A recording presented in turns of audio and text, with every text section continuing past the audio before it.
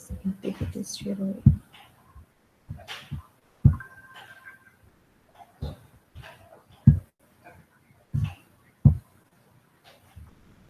Yes, Malika. Hello. Yes, ma'am. Yes, Malika. Yes, ma'am. हाँ, कहाँ तक हम लोगों ने कहाँ तक पढ़ लिया था हम लोगों ने play? Ma'am, we were discussing about John Osborne. John Osborne है ना, जॉन ऑसबॉर्न डिस्कस करते हैं हम, उनका जो प्ले है लुक बैक इन एंगर। ठीक है, चलो। तो we were discussing about the main characters, है ना। हम कैरेक्टर्स के डिस्कस कर रहे थे और एज वेल उनका जो पोइट्री बैकग्राउंड है वो हम लोग डिस्कस कर रहे थे, right. So we can simply say कि पॉलिटिकल बैकग्राउंड है ना, because political background is the most important thing कि British society was coming to term with the real ties of the post World War second era.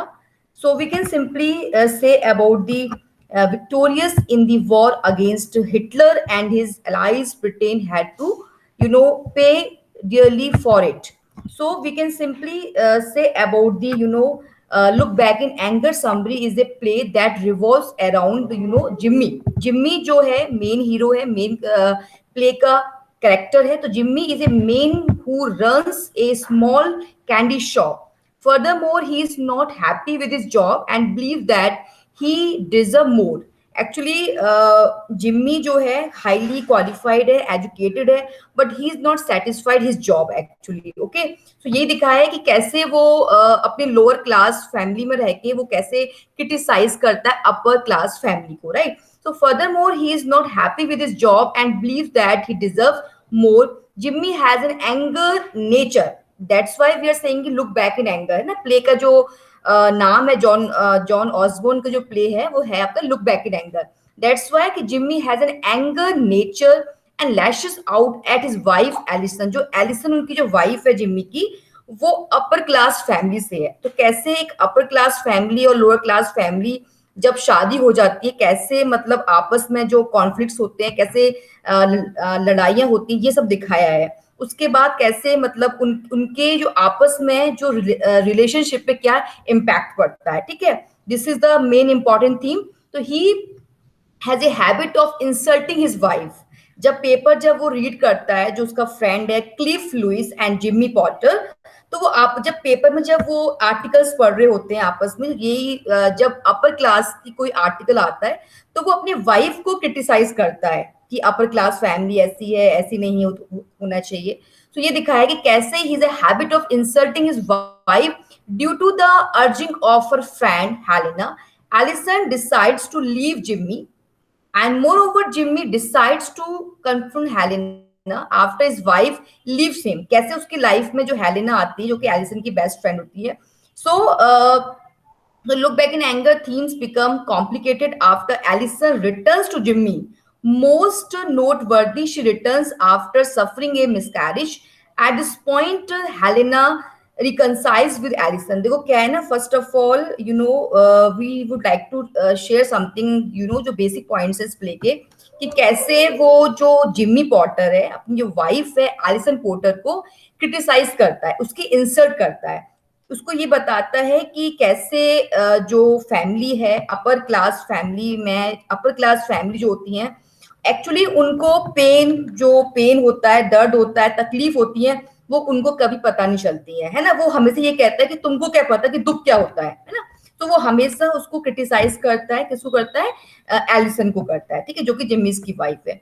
Cliff Louis वो की जो कि आपका friend होता है टू जिम्मी एंड एलिसन का. तो कैसे उसको क्रिटिसाइज करता है इसमें कि वो लास्ट में जब प्ले का एंड हो रहा होता है लुक बैक इन एंगर का, तो लास्ट में उसको ये बोलता है कि कैसे जब मतलब इतनी बातें सुनाता है उसको जिम्मी पॉटर अपनी वाइफ को, उसको इंसल्ट करने के लिए कि तुम हाई फाई क्लास की हो, अपर क्लास से बिलोंग करती हो. जब आपकी लाइफ में जब तकलीफ आएंगी, प्रॉब्लम्स आएंगी, सफरिंग आएंगी, then you can feel it. इसमें कि उसको ये बोलता है जब आपका बेबी होगा, उसके बाद में अगर उसकी डेथ भी होती है, तब आपको ये फील होगा कि एक्चुअल में पेन क्या है, दर्द क्या है, या सफरिंग्स क्या है, या फिर प्रॉब्लम्स क्या है. तो वो थोड़ा सा ये है, मतलब प्ले में ये दिखाया है कि कैसे कैसे एक व्यक्ति, इंडिविजुअल जो कैरेक्टर है, कैसे फ्रस्ट्रेट हो जाता है अपनी खुद की पर्सनल लाइफ से, कैसे फ्रस्ट्रेशन और मतलब प्रॉब्लम्स को इतना बड़ा करके कि वो अपनी खुद की जो रिलेशंस है उसको मतलब बहुत ज्यादा मतलब बहुत बिगाड़ लेता है रिलेशंस को अपनी वाइफ के साथ। ठीक है, इसमें कि वो एलिसन एक दिन घर छोड़ के भी चली जाती है, उसकी फिर लाइफ में हेलेना आती है, उसकी जो मतलब फ्रेंड है। तो ये सब दिखाया है उसकी लास्ट में। So she returns after suffering A miscarriage. जो एलिसन है, जो बाद में उसको ये भी नहीं बताती है कि वो प्रेग्नेंट है, एलिसन जिमी को कभी शेयर नहीं करती है वाली बात, जब बाद में उसको मालूम पड़ता है कि she returns after suffering A miscarriage. So at this point, Helena reconciles with Allison. This was because Helena was feeling guilty towards the end of Look Back Anger summary. So Allison and Jimmy come back together. The couple decides to repair their, marriage. So we can simply say कि किस तरह से जो problems हैं, किस तरह से जिम्मी है, जो कि एक मतलब फ्रस्ट्रेट पर्सन है और जो कि अपनी वाइफ को बार बार क्रिटिसाइज करता है, उसकी इंसल्ट करता है। So look back in anger summary mostly focuses on an individual by the name of Jimmy Potter. One can describe Look Back in Anger as a revolutionary play due to its content. The setting of the play is in England. England में इसकी setting है. Jimmy lives with his wife Allison in an attic flat apartment. Furthermore, the couple share their apartment with Cliff Lewis. जो Cliff Louis उसका जो friend है किसका, जिम्मी का, उनके साथ ही एक अपार्टमेंट में रहते हैं ये लोग। Jimmy and Cliff both belongs to a working class background. अब देखो क्या है ना कि मोस्ट जो इम्पोर्टेंट ये जो प्रॉब्लम क्रिएट हुई, जो फ्रस्ट्रेशन क्रिएट हुआ, प्रॉब्लम इंसल्टिंग, वो क्या है कि ये एक्चुअली जिम्मी और उसका जो फ्रेंड है क्लिफ, जो दोनों वर्किंग क्लास बैकग्राउंड से बिलोंग करते हैं। तो वो सिर्फ उन्होंने क्या देखी है, प्रॉब्लम्स देखी है लाइफ में, सफरिंग्स देखी है ना, और वो बहुत मेहनती है, परेशान है, बट वो एक अपर क्लास की हमेशा बुराई करते हैं। ठीक है, और उनकी जो वाइफ है वो अपर क्लास से बिलोंग करती है। उसके बाद भी दोनों शादी करते हैं और जिम्मी कैसे उसकी इंसल्ट करता है। तो Jimmy and Cliff run A sweet stall together, उसको रन करते हैं। Allison family is more eminent and prominent. This is something that Jimmy dislikes and resents. ठीक है, Jimmy by nature is a hot-tempered man. Due to his nature, he tries to provoke Cliff and Allison first. He makes fun for Cliff, but to not avail. Furthermore, he tries to provoke his wife by mentioning her family, and Allison tries to calm Jimmy down, but this only increases his excitement. Consequently, Cliff and Jimmy begin wrestling playfully, and the Allison falls down due to his wrestling and makes Jimmy leave. Once Jimmy had left, Allison informed Cliff that she's pregnant, and then Cliff leaves her and Jimmy comes back to the room. The couple actually क्या है ना, जो Cliff है उसका जो friend है, उन आपस में उन दोनों को मतलब कि उनकी प्रॉब्लम्स को सॉल्व करवाता है कि ऐसे लड़ाई लड़नी चाहिए और प्रॉब्लम्स है तो रिजॉल्व हो ही जाएंगी। तो कैसे जब उसको पता चलता है जिम्मी को, the couple that gets intimate but soon had to stop due to Helena's phone. So Allison then informed Jimmy of Helena's plan to stay for a visit. This news enraged Jimmy, who then curses Allison. Moreover, the curse was that Allison should watch her child die. After the arrival of Helena, Allison discussed her marriage with her. With Allison and Helena were going to church, Jimmy began to insult his wife. On this, Helena becomes angry, and Jimmy direct his insult toward the Helena. So Helena believes that Allison should leave his abusive relationship. She informed Allison that her father will take her away. जब वो अपने father को inform करती है कैसे जो जिम्मी है उसके साथ में कैसा बिहेव कर रहा है, तो उसके फादर जो कर्नल होते हैं उसको वापस ले जाते हैं। तो Jimmy informs Alison of his Tanner sickness and his desire to go meet her. When Alison refuses to go with him, Jimmy becomes sad.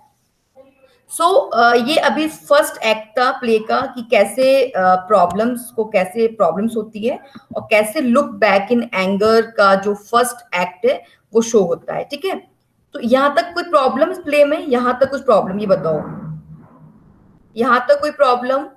अब इसके कुछ क्वेश्चंस हैं फर्स्ट एक्ट के। मलिका यहाँ तक कोई प्रॉब्लम बेटा? No ma'am. ठीक है, तो अभी थोड़ा सा इसके बारे में, अभी लुक बैक इन एंगर का जो हम लोगों ने अभी फर्स्ट एक्ट पढ़ा है ना, अब इसके भी दो, क्योंकि 3 एक्ट का प्ले है ये, ठीक है, और ये 3 एक्ट का प्ले है और उसमें ज्यादा कैरेक्टर्स नहीं है। जिम्मी है, जिम्मी जो main hero, main character, play का मेन कैरेक्टर है, थोड़ा सा उसके बारे में हमको पढ़ना है ज्यादातर, ठीक है, कि कैसे, और हम मतलब इसके जो जब हम इसके क्वेश्चंस की बात करेंगे तो हम एक क्रिटिकल एनालिसिस ले सकते हैं, कैसे जब व्यक्ति हाई एजुकेटेड है ना, क्वालिफाइड है, पर उसके बाद भी उसको एक जो जॉब की जो नीड होती है वो जॉब नहीं मिल पाती है, वो कैसे अपनी लाइफ में फ्रस्ट्रेट हो जाता है। तो इसको थोड़ा सा हम इंटरलिंक करके इसका क्रिटिकल एनालिसिस फाइंड आउट कर सकते हैं, ठीक है। तो ये तो बात की बात है, जब हम पूरा एक 3 एक्ट का जो प्ले एक बार हम रीड कर लेंगे, then we will discuss on that, उसके बाद हम लोग डिस्कस कर लेंगे इस पर, ठीक है। अब इसके 2 एक्ट और बच्चे हैं, ठीक है, आज हमने सिर्फ इसका फर्स्ट एक्ट पढ़ा है, तो 2 एक्ट अभी और रिमेनिंग है इसके, ठीक है, वो और पढ़ लेंगे हम, और उसके बाद कुछ क्वेश्चंस देने हैं मुझे एमसीक्यूज, ठीक है, तो मैं शेयर कर दूंगी और उसके बाद आप पढ़ना अगर कितना समझ में आया। वैसे play it's very simple actually, ये सारा जो यू नो मतलब किस बेस पे है, जो इंग्लैंड में जब प्रॉब्लम्स हो रही थी, प्रॉब्लम लोग फेस कर रहे थे, कैसे जॉन ऑसबोर्न ने उस प्रॉब्लम को फील किया, उस फील करने के बाद एक थीम बनाई, एक कैरेक्टर को फाइंड आउट किया, एक थीम लेकर कैसे लुक बैक इन एंगर, कैसे एक व्यक्ति, कैसे एक इंडिविजुअल कैरेक्टर, कैसे व्यक्ति अपनी लाइफ में प्रॉब्लम्स को फेस करता है, ठीक है। और जब उसकी शादी किसी एक अपर क्लास फैमिली से हो भी जाती है, ये ऐसा नहीं कि उसकी कोई जबरदस्ती शादी करवाई है, तो उसकी शादी उसकी आपस के उससे होती है, ऐसा नहीं है, बट कैसे वो अपने रिलेशंस को मेंटेन नहीं कर पाता, फ्रस्ट्रेट रहता है, प्रॉब्लम्स को बताता है, सफरिंग को बताता है, इवन वो एट द लास्ट प्ले में अपनी वाइफ को इतना इंसल्ट करता है कि उसको एट द एंड अपने घर जाना पड़ता है, राइट। इसमें कि वो इतना सुना देता है कि तुम क्या जानो कि तकलीफ क्या है, परेशानी क्या है, प्रॉब्लम्स क्या है, कि लाइफ में कितनी सारे प्रॉब्लम को फेस करा है हम लोग, मतलब कितनी प्रॉब्लम्स फेस करनी होती है। तो उसकी वाइफ एक्चुअली वो अपर क्लास से है, उसने कभी प्रॉब्लम देखी नहीं है, सफरिंग देखी नहीं है, पेन देखा नहीं है, तो वो उस चीज को जो लुक बैक इन एंगर है, जो उसका फ्रस्ट्रेशन है, उसकी जो प्रॉब्लम्स है, वो बार बार उसको रियलाइज कराता है कि जब तुम्हारे साथ प्रॉब्लम होंगी then you will understand, then you will feel it actually, okay. So actually we are just overviewing this plot, हमने सिर्फ इस प्लॉट को ओवरव्यू किया है, ओके। जो मेन 2 एक्ट है उसके बाद में और डिस्कस कर लेंगे। फिर लास्ट में क्या होता है कि जब प्ले जब एंड हो रहा होता है तो उसमें ये दिखाया है कि एट द एंड जब उसकी वाइफ घर छोड़ के चली जाती है, वो इतना इंसल्ट करता है, जब तुम्हारे बेटा या बेटी जो भी होगा, बच्चा होगा, जब उसकी डेथ होगी, तब तुम जो दर्द है, दुख है, परेशानी है, तब तुम उसको अंडरस्टैंड करोगी।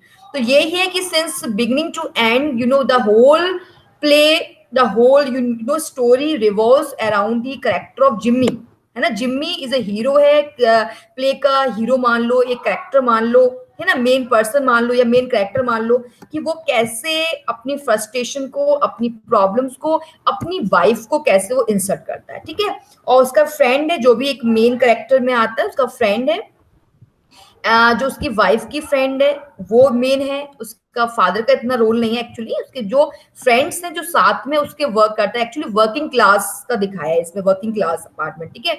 तो वो कैसे अपने क्लिफ फ्रेंड के साथ रहते हैं, सेम अपार्टमेंट में रहते हैं, और क्लिफ कैसे उनकी प्रॉब्लम्स को रिजॉल्व कराता है, ठीक है।